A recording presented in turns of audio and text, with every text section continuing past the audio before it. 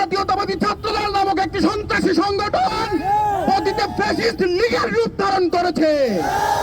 আমরা দেখেছি আজকে একটি শান্তিপূর্ণ মিটিং চলাকালে শিক্ষার্থীদের ওপর সেই শহীদুল্লাহ হল ছাত্রদল হামলা চালায়।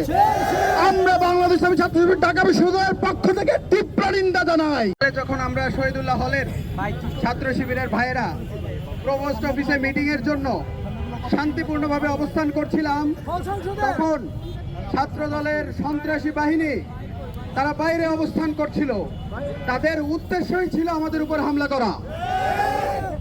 তারা বাইরে অবস্থান করছিল, যখন আমরা শান্তিপূর্ণভাবে ভিতরে অবস্থান করছিলাম, তখন তারা কোনো ধরনের উস্কানি ছাড়া তারা আমাদের উপর হামলা করে এবং এই হামলার মাত্রা এত ভয়ঙ্কর। 5 জন শিক্ষক হাউস টিউটর তারা সামনে ছিলেন, তাদেরকেও তারা ধাক্কা দিয়ে ফেলে দিয়েছিল।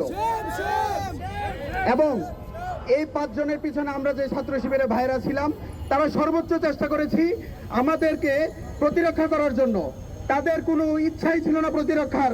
তারা কিল ঘুষি যেভাবে পেরেছে আমাদের উপর হামলা করেছে। শুধুমাত্র আমি না, আমাদের হলের ছাত্র শিবিরের যত ভাইরা সেখানে উপস্থিত ছিলেন, প্রত্যেকেই কোনো না কোনোভাবে হামলার শিকার হয়েছেন।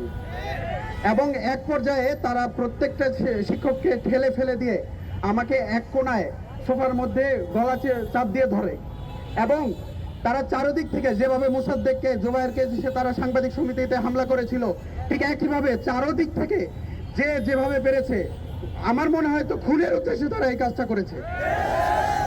এবং সেখানে যদি আমার ছাত্র শিবিরের ভাইরা না থাকতেন, হয়তো আজকে শহীদ মালিকের মতো আরেকটি ঘটনা আমাদের শহীদুল্লাহ হলে হতো।